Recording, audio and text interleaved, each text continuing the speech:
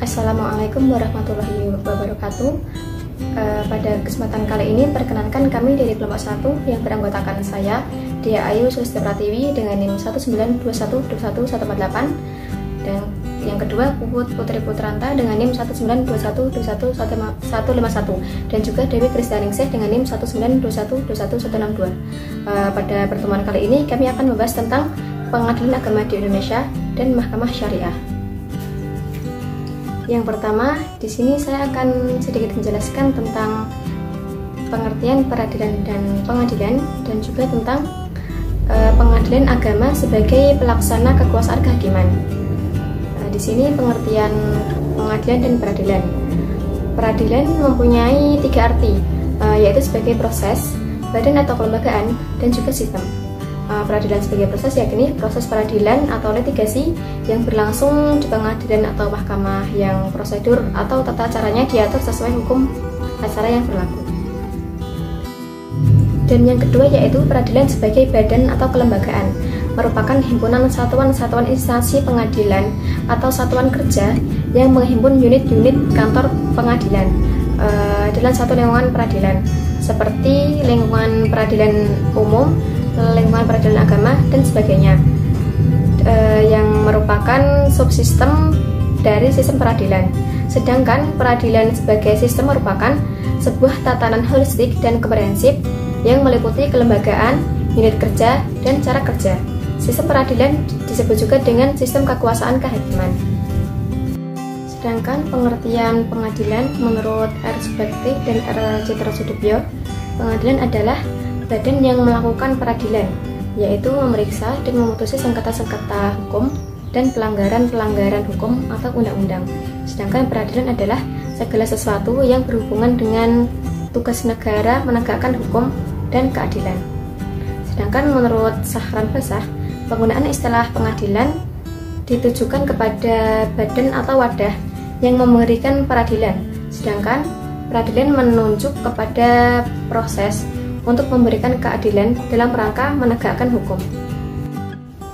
Dan jika dilihat dalam pasal 2 ayat 1 dan ayat 2 Undang-Undang Kekuasaan Kehakiman, setidaknya mengatur bahwa peradilan dilakukan demi keadilan berdasarkan ketuhanan yang Maha Esa, dan peradilan negara menerapkan dan menegakkan hukum dan keadilan berdasarkan Pancasila. Sedangkan istilah pengadilan disebut dalam pasal 4 Undang-Undang Kekuasaan Kehakiman, yang antara lain menjelaskan bahwa pengadilan mengadili menurut hukum dengan tidak membeda-bedakan orang, dan pengadilan membantu mencari keadilan dan berusaha mengatasi segala hambatan dan rintangan untuk dapat tercapainya peradilan yang sederhana, cepat, dan biaya ringan. Penjelasan yang selanjutnya yaitu mengenai pengadilan agama sebagai pelaksana kekuasaan kehakiman. Pengadilan agama adalah sebuah sebutan atau titulatur resmi bagi salah satu dari 4 lembaga peradilan di Indonesia sebagai pelaksana kekuasaan kehakiman. Peradilan agama ini merupakan lembaga khusus di Indonesia karena ia mempunyai kewenangan untuk mengadili perkara-perkara tertentu atau pada golongan-golongan tertentu.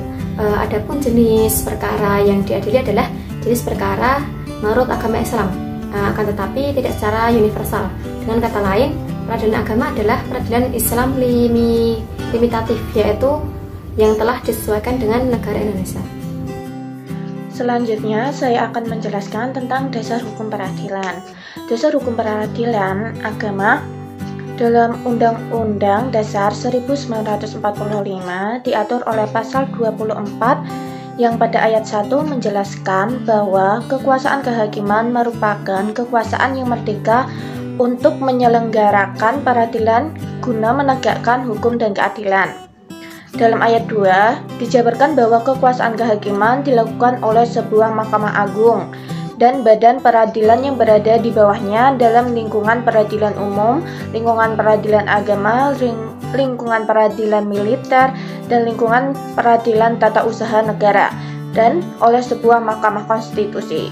Kemudian ayat 3 menegaskan bahwa badan-badan lain yang fungsinya berkaitan dengan kekuasaan kehakiman diatur dalam undang-undang.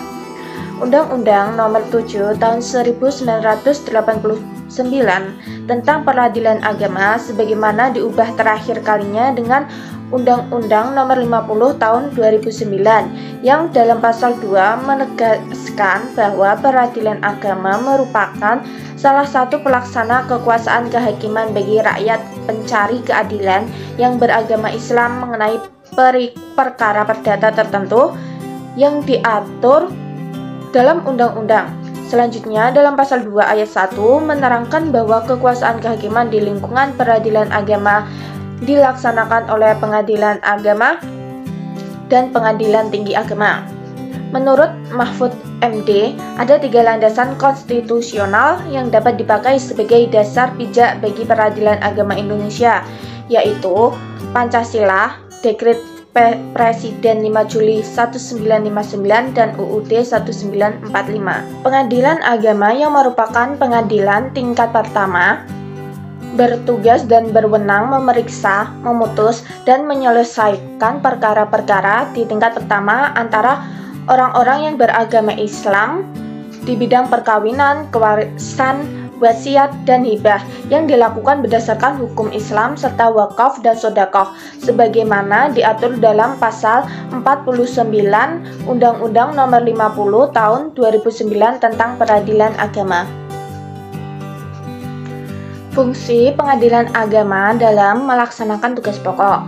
Untuk melaksanakan tugas pokok, pengadilan agama mempunyai fungsi sebagai berikut. Yang pertama, memberikan pelayanan teknis, yudisial, dan administrasi kepaniteraan bagi perkara tingkat pertama serta penyitaan dan eksekusi. Yang kedua, memberikan pelayanan di bidang administrasi perkara, banding, kasasi, dan peninjauan kembali serta administrasi perkara lainnya. Yang ketiga, memberikan pelayanan administrasi umum kepada semua unsur di lingkungan pengadilan agama. Yang keempat, memberikan keterangan, pertimbangan, dan nasihat tentang hukum Islam pada instansi pemerintah di daerah hukumnya apabila dimintai sebagaimana diatur dalam pasal 52 ayat 1 Undang-Undang Nomor 7 Tahun 1989, Nomor 3 Tahun 2006 dan perubahan kedua dengan Undang-Undang Nomor 50 Tahun 2009 tentang peradilan agama. Selanjutnya saya akan menjelaskan mengenai gambaran umum Mahkamah Syariah. Yang pertama, latar belakang Mahkamah Syariah. Mahkamah Syariah yaitu lembaga peradilan agama di Aceh sebagai pengembangan dari peradilan agama yang diresmikan pada tanggal 1 Muharram 1424 Hijriah atau 4 Maret 2003 Masehi sesuai dengan Undang-Undang Nomor 18 Tahun 2001, Kepres Nomor 11 Tahun 2003 dan Konun Provinsi Nanggro Aceh Darussalam Nomor 10 Tahun 2002. Lahirnya Mahkamah Syariah di Provinsi Aceh tidak terlepas dari sejarah panjang pelaksanaan syariat Islam di Aceh. Syariat Islam menjadi identitas dan pedoman hidup masyarakat Aceh. Setelah Indonesia merdeka, masyarakat Aceh menginginkan pelaksanaan syariat Islam diformalkan oleh negara. Namun, karena tidak kunjung juga direspon oleh pemerintahan pusat, masyarakat Aceh beberapa kali melakukan perlawanan kepada pemerintah pusat sejak tahun 1953 hingga 1999. Salah satu kekhususan yang diberikan oleh negara kepada Provinsi Aceh yaitu hak dan peluang untuk membentuk Mahkamah Syariah sebagai peradilan syariat Islam. Hal ini dijelaskan dalam Undang-Undang Nomor 18 Tahun 2001 yang kemudian diganti dengan Undang-Undang Nomor 11 Tahun 2006 tentang Pemerintahan Aceh atau juga biasa disebut Undang-Undang Pemerintahan Aceh.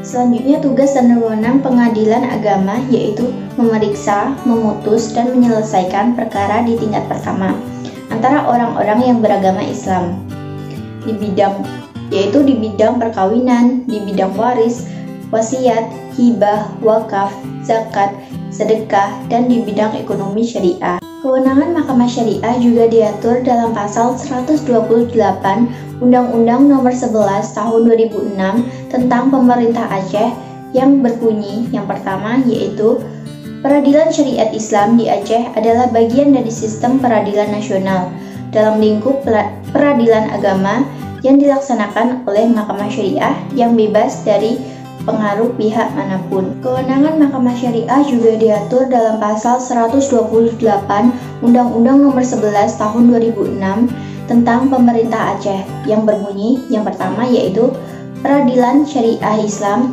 di Aceh adalah bagian dari sistem peradilan nasional dalam lingkup peradilan agama yang dilaksanakan oleh Mahkamah Syariah yang bebas dari pengaruh pihak manapun. Selanjutnya, isi dari pasal 128 Undang-Undang Nomor 11 Tahun 2006 yaitu Mahkamah Syariah merupakan pengadilan bagi setiap orang yang beragama Islam dan berada di Aceh.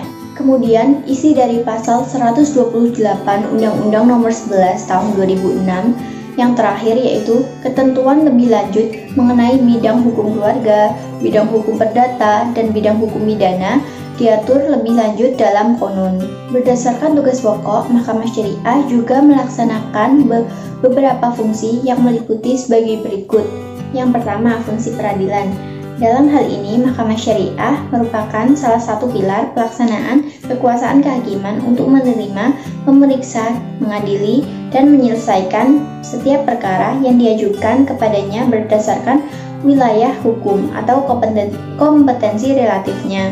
Yang kedua, fungsi administrasi. Dalam hal ini, Mahkamah Syariah sebagai pelaksana administrasi dalam rumah tangganya dan bertanggung jawab melaksanakan tata tertib administrasi, baik menyangkut administrasi perkara maupun administrasi umum. Yang ketiga, fungsi nasihat dan pembinaan. Dalam hal ini, pengadilan agama berfungsi dan berwenang memberi nasihat dan pertimbangan mengenai hukum di instansi pemerintah di daerah hukumnya bila diminati, dan memberikan kesaksian Ruqyatul Hilal dalam penentuan tahun Hijriah. Yang keempat atau yang terakhir yaitu fungsi pengawasan. Dalam hal ini, Mahkamah Syariah berkewajiban melakukan pengawasan dan pembinaan terhadap tingkah laku aparaturnya. Demikian presentasi dari kelompok 1 yang dapat kami sampaikan. Semoga bermanfaat. Kurang lebihnya mohon maaf. Wassalamualaikum warahmatullahi wabarakatuh.